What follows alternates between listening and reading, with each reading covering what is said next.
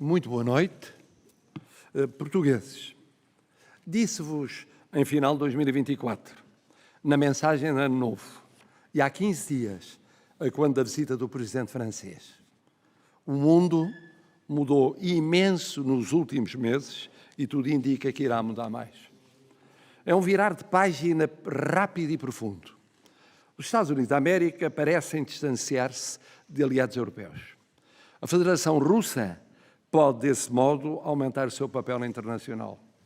A União Europeia tem de se unir ainda mais, recuperar na economia, melhorar na defesa, sem perder o apoio social dos europeus e evitar ficar descartável ou enfraquecida entre americanos e russos.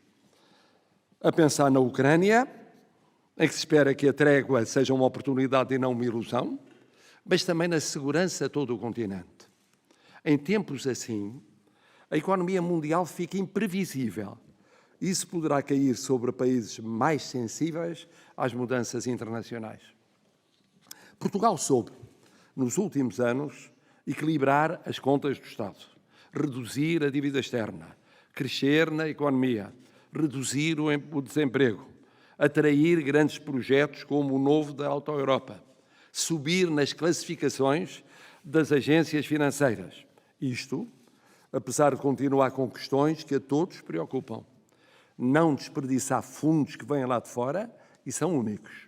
Gerir melhor a saúde e a educação. Acelerar na habitação. Tudo a aconselhar a estabilidade, ou seja, não haver crises nem sobressaltos que atrasem o que é urgente fazer e fazer bem. Inesperadamente, num mês, entre fevereiro e março, surgiu uma crise aparentemente só política, como tantas outras. Tínhamos superado a sucessão de governos há um ano. Tínhamos aprovado o Orçamento do Estado há 4 meses. Íamos e vamos ter eleições locais daqui a 6 meses e presidenciais 4 meses depois. Tudo com questões levantadas quando ao Governo e a seguir ao Primeiro-Ministro. Questões sobre atividades passadas e seus efeitos no presente. Em cerca de um mês, o debate ocorreu na comunicação social e na Assembleia da República, envolvendo 2 moções de censura, votadas e rejeitadas, e uma moção de confiança, votada e também rejeitada. Esta última rejeição, nos termos da nossa Constituição, implicou de imediato a demissão do Governo. Por que é que o Governo, por um lado, anunciou e apresentou a moção de confiança e, por outro lado, as oposições, salvo um partido, rejeitaram essa moção, provocando a demissão do Governo? O tema central respeitou a confiança que o Primeiro-Ministro e, portanto, o Governo mereceriam para continuar a governar Portugal. Do lado do Governo foi afirmado que o Primeiro-Ministro, na sua atividade patrimonial, passada e presente, havia agido sempre no respeito da lei, da legitimidade política e da ética ou moralidade. Ou seja, da transparência e da não confusão entre política e interesses económicos. Do lado das oposições, foi contraposto que tinha havido, ou podia ter havido, desrespeito da lei, da legitimidade política e da ética ou moralidade. Ou seja, confusão entre política e interesses económicos. O Governo entendeu que, depois dos esclarecimentos dados, o prolongamento no tempo deste choque de juízos tornaria impossível continuar a governar. E, portanto, se impunha que a Assembleia da República exprimisse a sua confiança e, não sendo esse o caso, o povo, em eleições, resolvesse um conflito sem acordo à vista. As oposições entenderam que se impunha, em face dos esclarecimentos dados, recusar a confiança e, em última análise, recorrer ao voto popular. Este choque, não apenas legal nem político, mas, sobretudo, de juízo ético ou moral sobre uma pessoa e a sua confiabilidade, o Primeiro-Ministro suscitou uma questão nova. é que todos os esforços de entendimento, mesmo mínimo, se revelaram impossíveis. Porquê?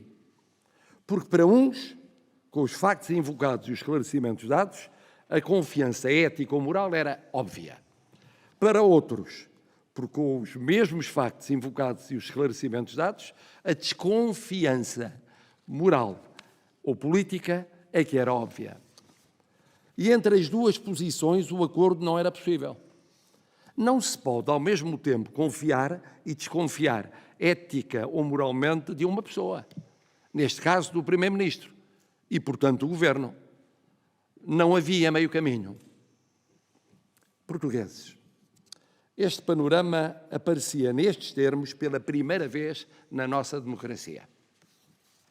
Um choque que não era tanto sobre políticas quanto sobre a confiabilidade, ou seja, a ética da pessoa exercendo a função de Primeiro-Ministro.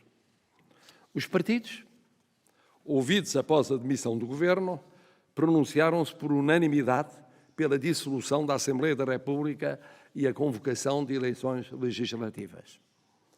Embora todos, como caminho que não desejavam, mas imposto pela realidade.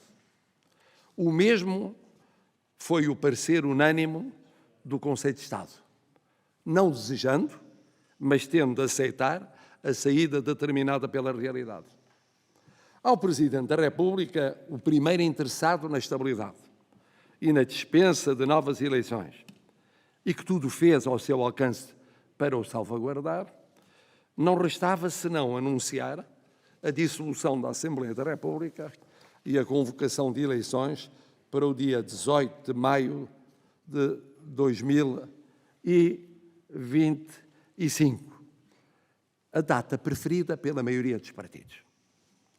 Portugueses, perante esta terceira eleição para a Assembleia da República em 4 anos, que eu diria que muito provavelmente ninguém esperava e, sobretudo, que ninguém queria, começam agora a correr 2 meses de debate eleitoral. É inevitável que o tema da crise ocupe parte desse debate, em particular nas primeiras semanas.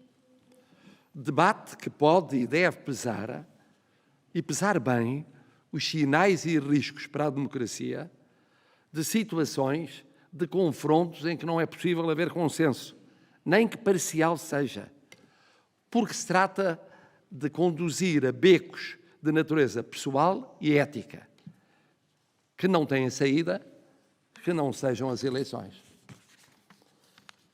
Mas seria um desperdício imperdoável não discutir aquilo que tanto preocupa o dia a dia dos portugueses nestes e nos próximos tempos. Quem propõe o quê e se apresenta para liderar o governo e resolver problemas concretos. A economia e o seu crescimento, o emprego, o controle da inflação, os salários e os rendimentos, a saúde, a habitação, a educação, as desigualdades, a justiça, a mobilidade humana, o lugar dos menos jovens e também o lugar dos mais jovens na nossa sociedade, a segurança e, claro, a transparência e o combate à corrupção. Tudo num quadro de paz e de guerra e de uma muito difícil situação económica internacional.